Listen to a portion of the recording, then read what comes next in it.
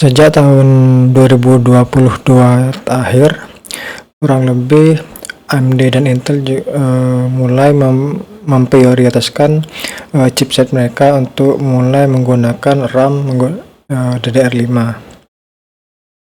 di mana DDR5 merupakan teknologi terbaru untuk RAM yang mulai digunakan pada motherboard atau chipset dari CPU baik Intel maupun AMD.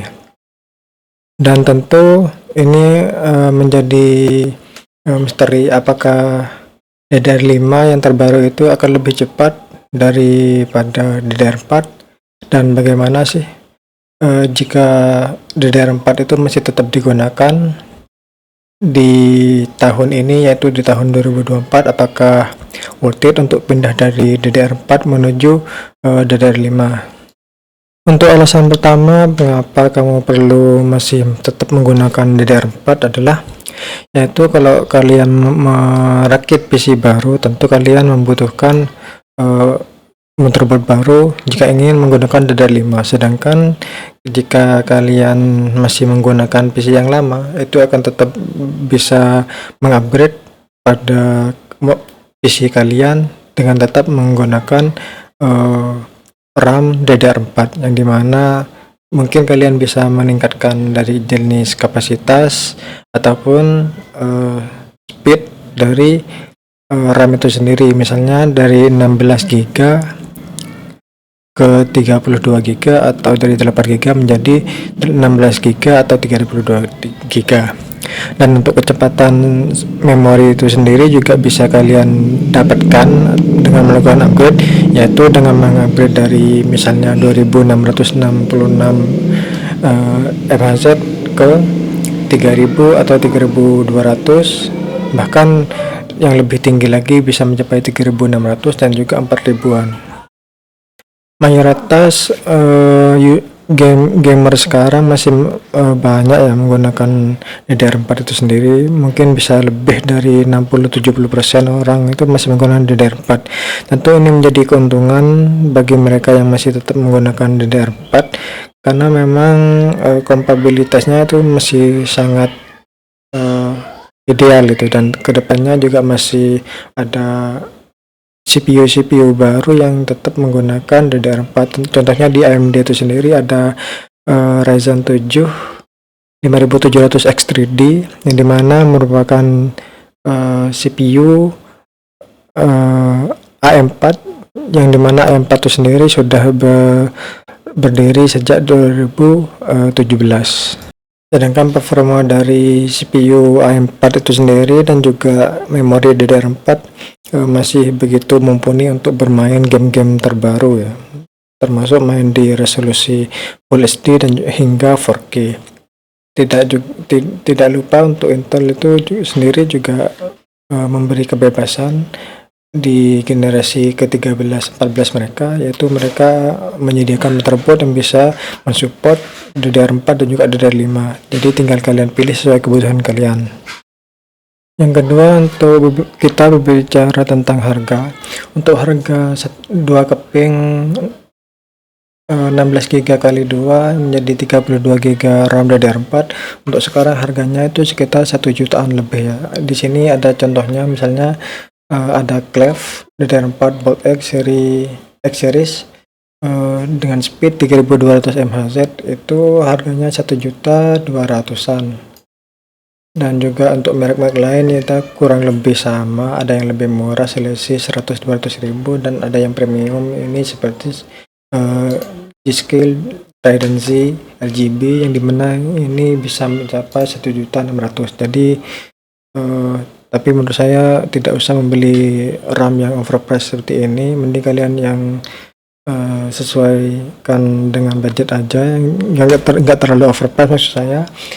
Jadi kalau misal kalian masih tetap ingin yang lebih bagus, yang lebih RGB, itu mungkin bisa membeli seperti ini, TMT Force ya, Delta RGB 2,3an, atau course PNY Accelerate Gaming Epic RGB 1,3 juga. Ini sudah cukup untuk buat kalian yang suka ya RGB. Sedangkan untuk DDR5 untuk 32 GB juga, yaitu 16 kali 2, 16 GB kali 2, itu bisa kalian dapatkan dengan harga sekitar 1.700.000 paling murah. Kalau di rata-rata mungkin 1.900.000-an. Di sini ada berbagai merek dari Corsair, Adata, juga G-Skill. Tinggal kalian cari apa yang kalian suka, yang kalian butuhkan, untuk yang cocok untuk kalian. Kita coba lakukan perbandingan ya. Misalnya di sini dengan rata-rata DDR4 32 GB itu 1.200.000, per giganya kurang lebih per giga itu kalian harus membayar sekitar 37.500. Sedangkan untuk DDR5 kalian paling tidak harus membayar sekitar hampir 60.000. Artinya di sini ada selisih yang cukup jauh ya. Ini hampir 2 kali lipat harga dari selisih antara DDR4 dan juga DDR5. Kalau kita melihat performa, bagaimana perbandingan antara DDR5 dan juga DDR4, di sini ada contohnya ya dari website XDA Developers, di mana pada PC Max 10 DDR5 32 GB dengan speed 5200 mHz CL40 ini mendapatkan skor 12.145, sedangkan DDR4 3600 CL18 pada DDR4 merek Adata XPG Gaming 320 32 GB 2 kali 16 itu mendapatkan skor 11.628. Untuk Xenoblade 23 itu 27.000 berbanding 27.000, selisihnya sedikit ya. Untuk Blender BMW juga 87 pada DDR5 dan 88 pada DDR4. Untuk benchmark Corona 1.3 itu mendapatkan skor yang sama, yaitu 54.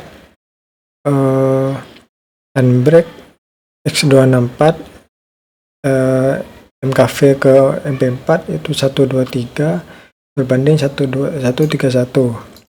Handbrake terakhir yaitu Handbrake X265 MKV ke MP4 283 berbanding 291. Artinya perbedaannya tidak begitu signifikan ya, mungkin hanya sekitar 10-20%, tetapi harga yang kalian bayar itu mungkin hampir 80% lebih mahal daripada DDR4 yang ada pada saat ini.